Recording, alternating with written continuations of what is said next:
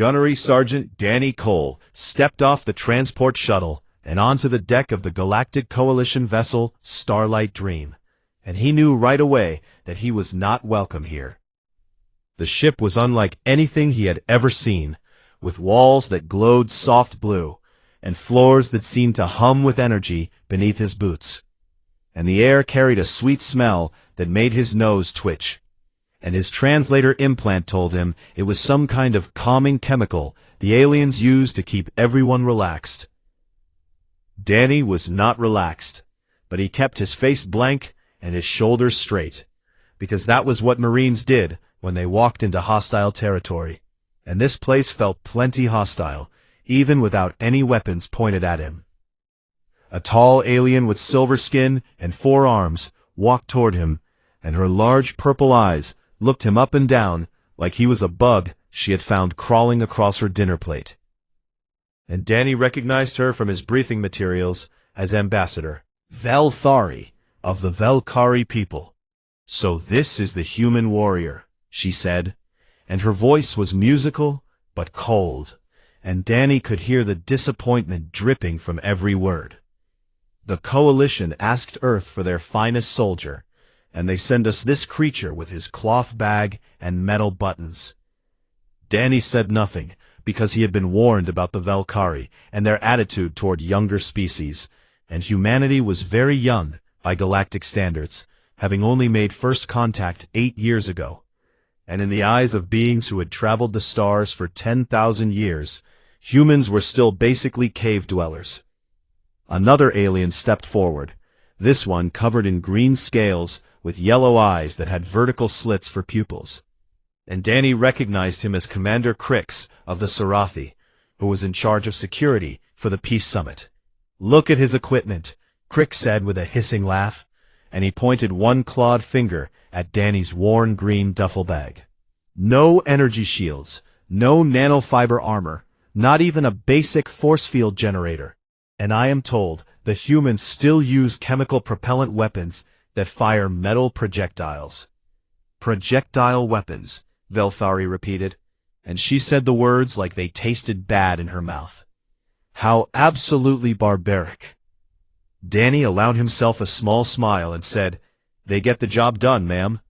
The ambassador's 4 arms crossed over her chest in a way that seemed to mean the same thing it would if a human did it with 2 arms. And she looked at him with those huge purple eyes that held nothing but doubt and judgment. "We shall see about that, human," she said. "The Peace Summit on Kethrani Prime is extremely important, with representatives from 47 different species attending, and I sincerely hope your crude methods do not embarrass the Coalition in front of so many distinguished guests." She turned and walked away with her long silver robes flowing behind her. Assistants followed her like baby ducks following their mother, and soon Danny was left standing alone on the deck, with only one alien remaining. This alien was also Velkari, with the same silver skin, but he was younger and smaller, and his purple eyes held something different from what Danny had seen in the ambassador's gaze, and it looked almost like curiosity. "I am Tyrell," the young alien said. "I have been assigned as your liaison during your time with us, and I apologize for the ambassador's words, because she does not mean personal offense. It is simply that our people have difficulty understanding how a species as young as yours has accomplished what you have accomplished." "No offense taken," Danny replied. "I am used to being underestimated."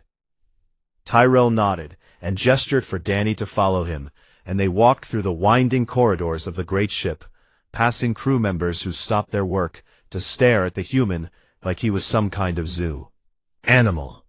Danny's translator picked up whispers as they passed, with aliens talking about him in their own languages that the device converted to English.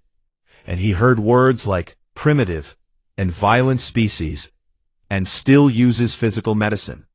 And that last one made him slow his steps. "Physical medicine?" Danny asked. "What do they mean by that?" Tyrell looked uncomfortable, and his silver skin seemed to shift to a slightly darker shade, which Danny guessed was the Velkari version of blushing. The Coalition has not used such methods for thousands of years, Tyrell explained. We have nanohealers that repair damage at the cellular level, and regeneration chambers that can regrow entire limbs, and medical technology so advanced that the idea of manually treating injuries is considered quite archaic and frankly rather disturbing to most species. Danny reached down and patted the olive-green pouch strapped to his belt, the standard Marine first aid kit. He had carried through 3 combat deployments on Earth, and it was packed with gauze and bandages and tourniquets and hemostatic agents and a dozen other items that had saved lives in places where advanced technology was not available. Sometimes the old ways work best, Danny said. Tyrell's expression suggested that he did not believe that for even 1 second, but he was too polite to say so out loud, and instead he just kept walking, and Danny followed. They reached the quarters that had been assigned to Danny, and the room was simple but comfortable, with a bed that adjusted itself to his body when he sat on it, and a window that showed the stars streaking past as the ship traveled faster than light. The journey to Kathrani Prime will take 3 days, Tyrell said. You are free to move about the ship, though I would recommend avoiding the engineering sections, as the radiation shielding there is calibrated for species other than humans. Thanked him, and Tyrell left with a small bow that seemed sincere rather than mocking, and Danny found himself thinking that the young alien might not be so bad after all. He unpacked his duffel bag slowly and carefully, laying out each item on the bed with the precision that had been drilled into him during basic training. And there was his sidearm, the M17 pistol that the aliens thought was so primitive. And there were his spare magazines, loaded with hollow point rounds. And there was his combat knife, with its 7-inch blade. And there were his MREs for emergency food. And there was his first aid kit. Danny picked up the kit and opened it, looking at the contents that he had checked and rechecked 100 times before. There was the gauze and the compression bandages and the tourniquets, and the chest seals and the emergency blanket, and all the other items that seemed so simple compared to nano-healers and regeneration chambers. But Danny knew something that the aliens did not seem to understand, which was that technology could fail and systems could crash and power could go out. And when that happened, sometimes the only thing standing between life and death was a human being with steady hands and basic knowledge and the will to keep fighting. He closed the kit and strapped it back to his belt, where it would stay until he needed it, and he hoped that he would not need it. But something in his gut told him that hope was not going to be enough. 3 days until Kathrani Prime, and Danny Cole had a feeling that those 3 days were going to pass far too quickly.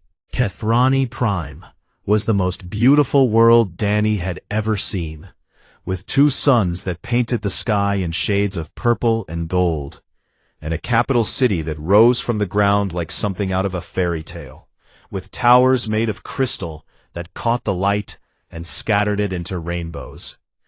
The Peace Summit was being held in a building called the Grand Concordance Hall, and it was so large that it had its own weather system inside, with clouds forming near the ceiling, and gentle rain falling in certain sections, while other sections stayed perfectly dry. Danny stood at his post near the human delegation, which was led by Ambassador Patricia Webb, a woman in her 60s, with silver hair and sharp eyes that missed nothing. And she had been one of the few people in the government who had pushed to include military personnel in the delegation. "How are you holding up, Gunny?" she asked during a break between speeches. "Fine, ma'am," Danny replied. "Just watching and what have you learned?" Danny let his eyes sweep across the massive hall, taking in the hundreds of alien delegates and their staff, and the security personnel who were supposed to be keeping everyone safe. "Security is thin," he said quietly. "The Kathrani are depending too much on their shield technology and not enough on actual guards, and I count maybe 20 armed personnel for a crowd this size, with no backup positions and no emergency protocols that I can see." Ambassador Webb nodded slowly, her expression thoughtful. "The Coalition has not faced a real threat in centuries, and I think they have forgotten what it means to be careful. That is exactly what worries me, ma'am.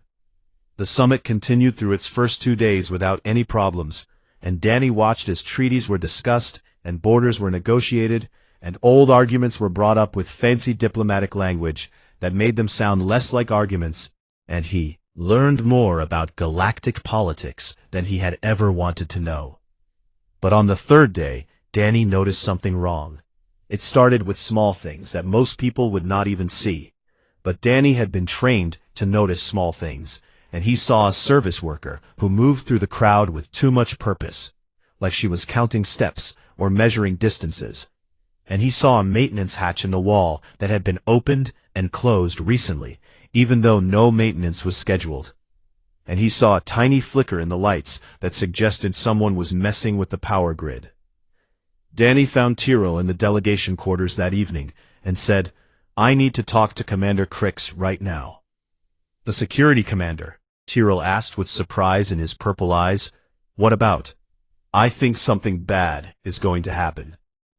Tyrrell's silver skin went pale, but he arranged the meeting anyway, and soon Danny was standing in Crix's office, while the Sarathi, the commander, looked at him with barely hidden irritation. "The human wishes to share security concerns," Crix said with a hissing sound that might have been a laugh. How amusing.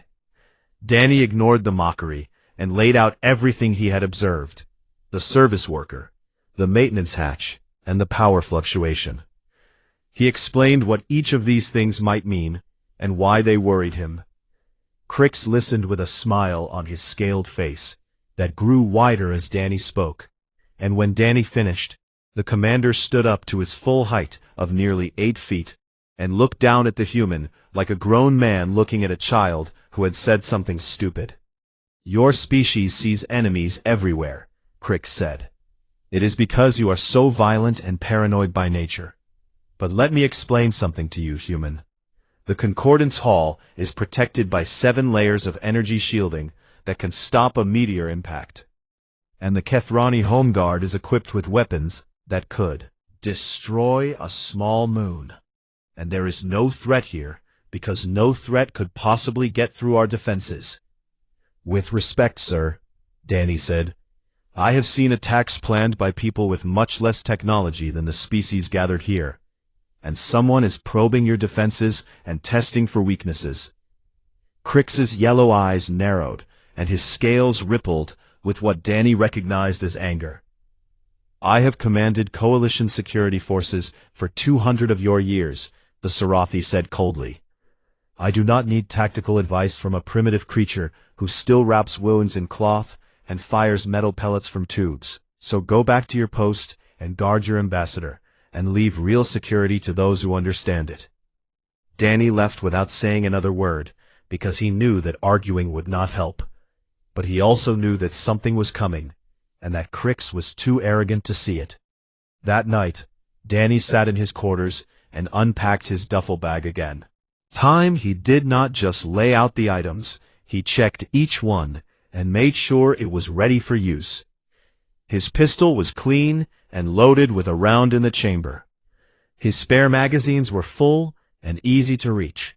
His knife was sharp and secure in its sheath, and his first aid kit was fully stocked and strapped tight to his belt. He thought about what Crix had said, about 7 layers of shielding and weapons that could destroy moons, and he thought about how confident all these aliens were in their technology, and he thought about what happened when confident people met someone who was desperate and clever and willing to do whatever it took to win. Technology failed. That was the lesson Danny had learned in a dozen firefights on Earth.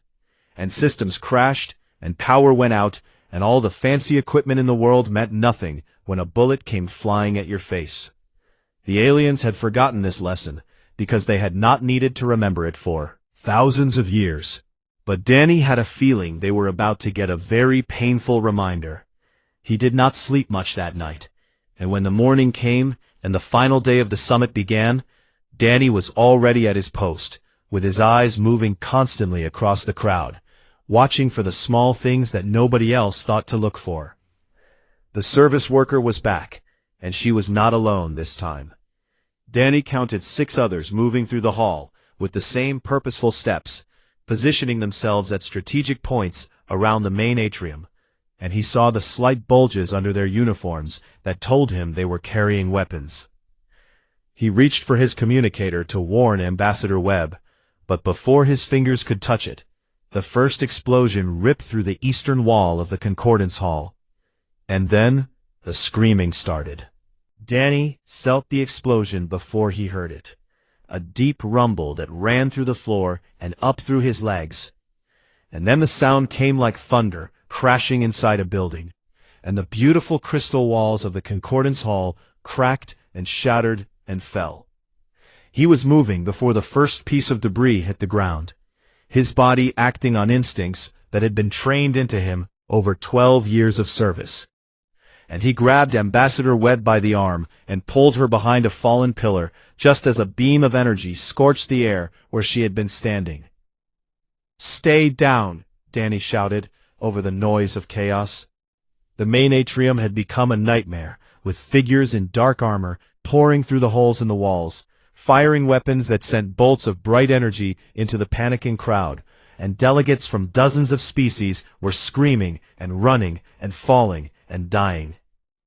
Danny drew his pistol, the M17 that Commander Crix had called primitive, the weapon that fired metal projectiles that the aliens thought was so barbaric, and he felt the familiar weight of it in his hand and the textured grip against his palm. The first armored attacker came around the pillar with his weapon raised, and Danny put 2 rounds through the gap between the helmet and chestplate, and the attacker dropped without making a sound.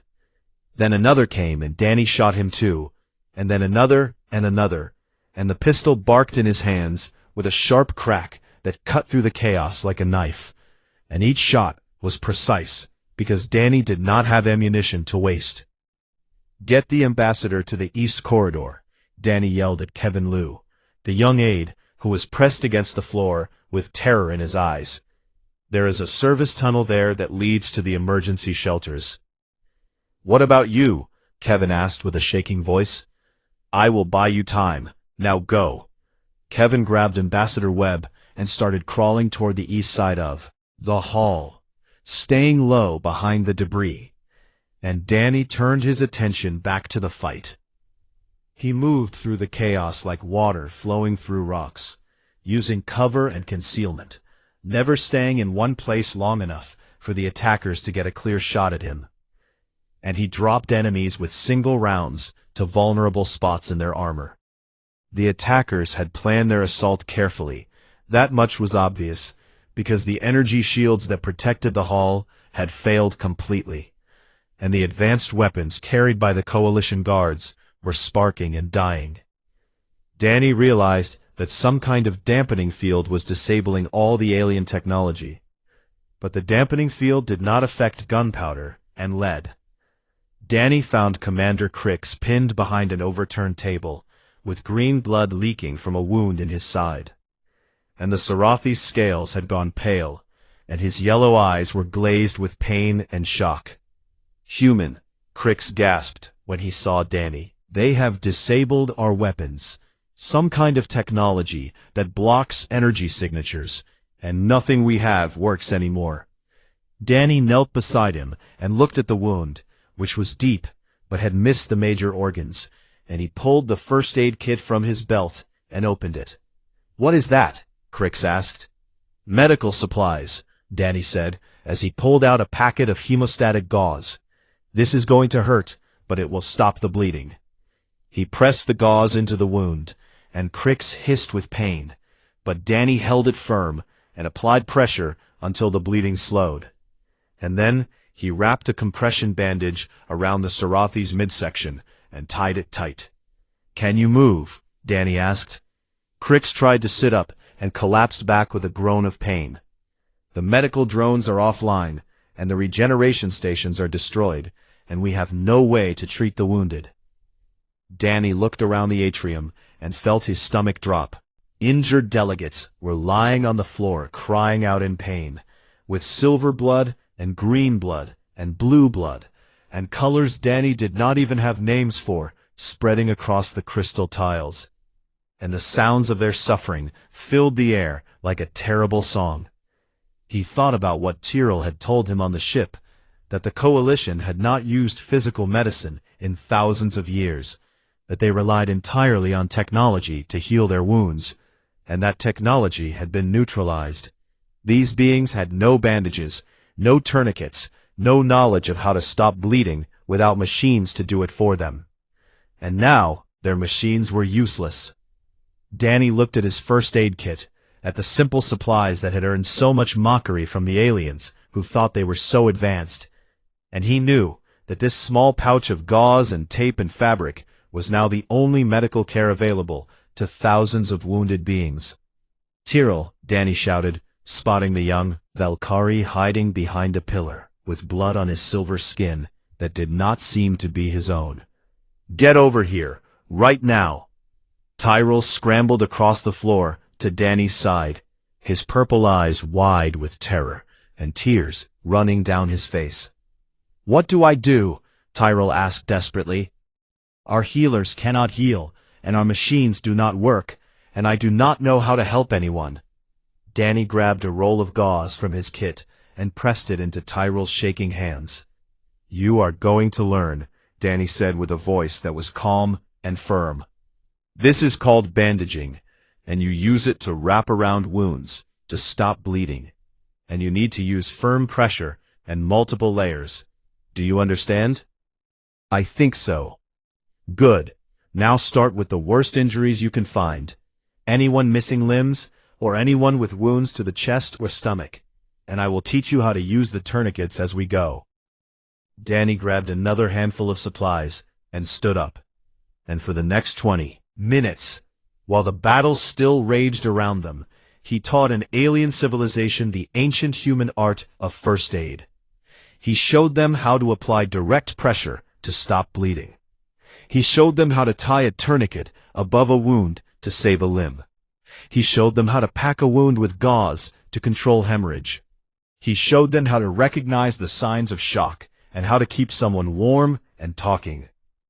And the aliens learned because they had no choice, because their technology had failed them, and the only thing standing between their people and death was a human with a small green pouch and the knowledge of 10,000 years of humans saving each other. The attackers were eventually driven back by a combination of Danny's shooting and the arrival of Kathrani military forces from outside the city. But by then, the damage had been done. The Grand Concordance Hall was filled with the wounded and the dying, and Danny Cole was the only trained medic among them. The battle was over, but the real work was just beginning, and Danny moved through the Concordance Hall like a man possessed, going from one wounded being to the next, his hands never stopping.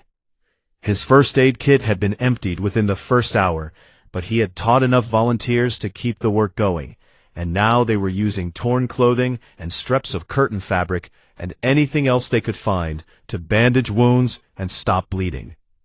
"Tourniquet needs to be tighter," Danny called out to a Valkyrie volunteer who was working on a delegate with a mangled leg. "Twist it until the bleeding stops, and yes, it will hurt and they will scream, but you do it anyway because the alternative is death." The Valkyrie nodded and twisted the makeshift tourniquet harder, and the delegate cried out in a language that the translator rendered as pure agony, but the bleeding slowed and then stopped.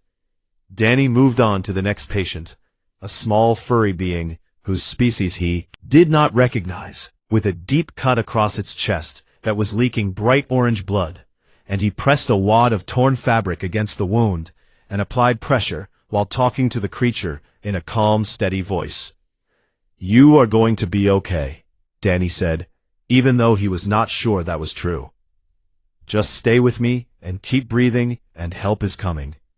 Ambassador Valthari was sitting against a pillar nearby, watching Danny work with an expression that had changed completely from the contempt she had shown him on the ship. And one of her forearms was hanging at an angle that told Danny it was broken. He had set that bone himself an hour ago, using techniques that his instructors had taught him during combat medic training, and Valthari had screamed in a voice that echoed through the hall. but the bone was now straight and splinted, and it would heal properly. "You have done this before," she said, her voice quiet and wondering. "Treated wounds with your hands? Without any machines to help you?" "Many times, ma'am," Danny replied without looking up from his work. "How does a species as young as yours know such things?" Danny finished tying off the bandage and moved to the next patient before answering. "Because we have been hurting each other for a very long time, Ambassador. Long enough to get very good at putting ourselves back together." "That is deeply sad." "Yes, ma'am, it is." He found Tyrell organizing a group of volunteers near the center of the hall, and the young Valkyrie had blood on his silver skin and exhaustion in his purple eyes. But he was still working, still helping, still refusing to give up. "The Kethrani medical ships are entering orbit," Tyrell reported. "They say they can reach us in 1 hour. Then we hold on for 1 hour. Many of the wounded say they cannot last that long. They say the pain is too great and they want to surrender to it." Shoulder and looked him in the eyes. "Then we do not let them surrender. We stay with them, and we talk to them, and we hold their hands if we have to. Because nobody dies alone tonight, not if we can help it." They worked through the night, Danny and his growing team of alien volunteers, moving from patient to patient, using techniques that had not been practiced in the galaxy for thousands of years. Danny showed them how to elevate injured limbs to reduce swelling. He showed them how to keep wounded beings warm to prevent shock. He showed them how to check for internal bleeding by watching for certain signs. He showed them how to talk to someone who was dying, how to keep them calm and comfortable, how to make sure they knew they were not alone. A Sarathi warrior lay on the floor with burns across half his body, and there was nothing in any medical kit that could help burns that severe. But Danny sat with him anyway, and held his clawed hand, and asked him about his family. "I have a mate," the warrior said in a weak voice, "and 3 younglings who wait for me on our homeworld."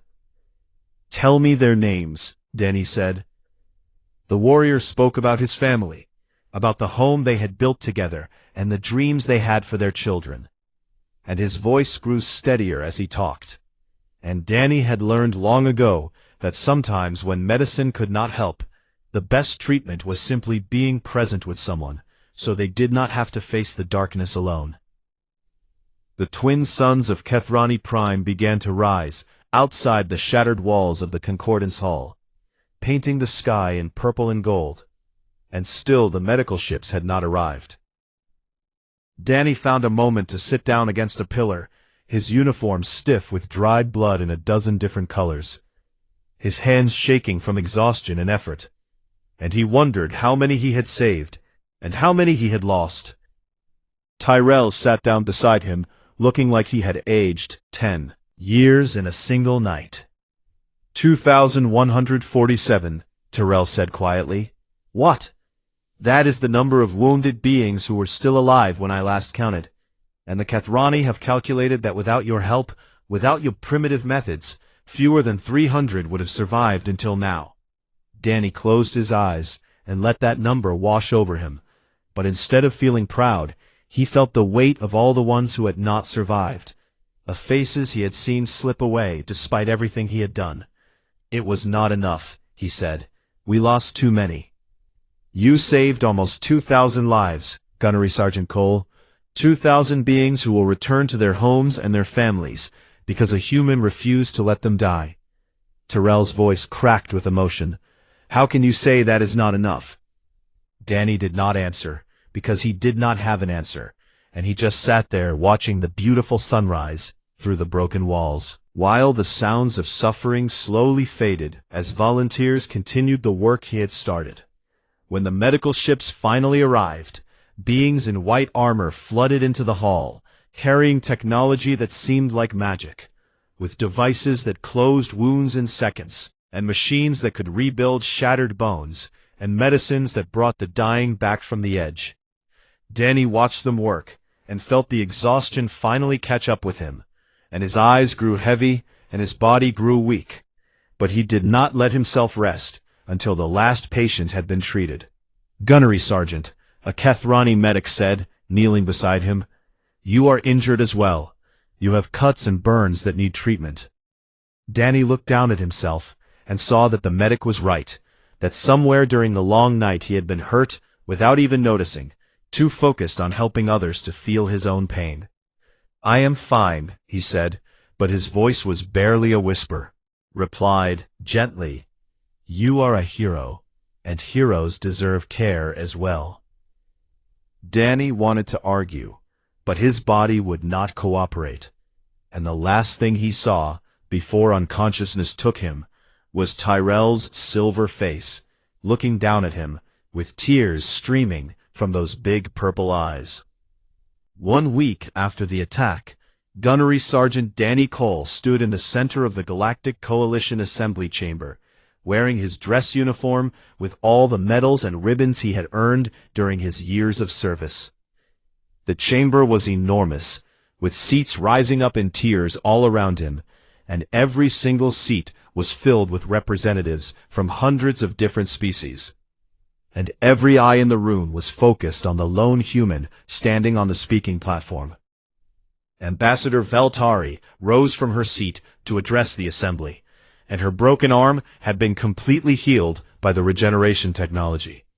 But she moved differently now, with less arrogance and more thoughtfulness. "Fellow members of the coalition," she began, "we are gathered here today to honor an individual who has taught us something we believe to be impossible. For we who have mastered the stars and conquered disease and death itself have been taught humility by a species we called." A holographic display appeared next to Danny, showing images from that terrible night. The makeshift bandages made from torn clothing, the tourniquets tied with strips of fabric, the human moving tirelessly among the wounded, while the alien technology lay useless and dark. "When our technology failed us," Velthari continued, "when our advanced medicine was taken from us, this human used nothing but fabric and knowledge and his own 2 hands to save nearly 2,000 lives. Without nano-healers or regeneration chambers or any of the tools we believed were necessary, with only gauze and tape and a will that refused to break." Commander Crix rose from his seat, his green scales now fully healed, and his yellow eyes no longer glazed with pain, but bright with something Danny had never expected to see there. "I owe this human a personal debt," Crix said. "He saved my life when I lay bleeding on the floor. But I owe him more than that, because I owe him an apology." The chamber went silent at those words, because Sarathi did not apologize easily, and everyone knew it. "I dismissed his warnings before the attack," Crix continued. "I mocked his methods and called him primitive, and told him to leave real security to those who understood it. And then, when the attack came, I lay helpless while he fought with weapons I had called barbaric, and healed with techniques I had called crude." He looked directly at Danny. "Gunnery Sergeant Cole, I was wrong, and the Coalition was wrong, and your species is not primitive at all, because you are survivors who have endured hardships that would have destroyed lesser civilizations, and you have emerged stronger from every trial, and that is not primitivism, but wisdom earned through suffering." One by one, other delegates rose to speak, telling stories from that night, about the human who had bandaged their wounds and held their hands and refused to let them give up. He had trained who had spread out through the hall to help others, about the lives that had been saved by nothing more than pressure and fabric and the simple refusal to let death win. When they finished, the chamber fell silent again, and everyone waited to hear what the human would say. Danny stood there for a long moment, surrounded by beings who had lived for centuries and traveled between galaxies, and he thought about everything he wanted to tell them. "On Earth," he finally said, "we have an old saying that necessity is the mother of invention. And what that means is that we humans did not develop first aid because we were advanced or because we were smart. We developed it because we were desperate." He paused and let his eyes sweep across the chamber, meeting the gaze of species he had never imagined existing. "For most of our history, The only thing standing between a wounded person and death was another person who was willing to help, and we did not have machines or technology or magic. We only had each other. He reached into his pocket and pulled out a small object, a single roll of white gauze that was the last item from his first aid kit, and he held it up so everyone could see. "This is not crude," he said. "This is not primitive. This is 10,000 years of humans refusing to let each other die. It is every medic who ran through enemy fire to reach a fallen friend. It is every parent who bandaged a child's scraped knee. It is every stranger who stopped to help at an accident on the road." He turned the gauze slowly in his fingers, letting the light catch the simple white fabric. "This is the accumulated knowledge of a species that has been saving each other since before we had words to describe what we were doing. And you want to know what this really is?" He set the gauze on the speaking podium in front of him. "This is hope, wrapped in cotton and held together by the simple belief that if someone is hurt, someone else will try to help them." Ambassador Veltari stepped forward, her purple eyes shining with tears that Danny now understood were a sign of deep emotion among her people. "Gunnery Sergeant Cole," she said, "the Coalition would like to make a request. We wish to establish a training program that will be open to all member species, teaching the physical medical techniques you demonstrated during the attack. And we would like you to lead this program if you are willing." Danny thought about Earth and about the Marine Corps, and about the life he had built there. And then he thought about the 2,000 lives he had helped save. And he thought about the look in Tyrell's eyes when the young Velkari had finally understood why the old ways still mattered. "Ma'am," he said, "it would be my honor." The chamber erupted in something that his translator called applause, though it sounded different from each species, with clicks and whistles, and flashing lights, and sounds that humans could not even hear. Later, when the assembly had ended, and the delegates had returned to their ships, Tyrell found Danny standing by a window that looked out over the rebuilt capital city. "You have changed everything," Tyrell said. "The Coalition has not reconsidered its views on a younger species in hundreds of years." "I did not change anything," Danny replied. "I just did what any Marine would do." "You saved 2,000 lives." Danny watched the twin suns setting over the city, painting the sky in colors that still took his breath away. The gauze helped, and the tourniquets helped, and the volunteers helped, but what really saved those lives was the same thing that has saved lives on every world since the beginning of time. "What is that?" Danny turned to face the young Velkari, who had become his friend, through blood and fire and long hours of desperate work. People caring about each other. That is what saved those lives, and that is not something primitive or advanced. It is just us, all of us, the best part of what we can be. Tyrell nodded slowly, understanding dawning in his purple eyes. Perhaps that is the most advanced technology of all. Danny smiled and put his hand on Tyrell's shoulder. "Now you understand, and that is all I ever wanted to teach anyone."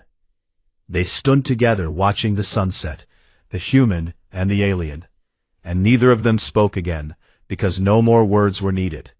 The lesson had been learned.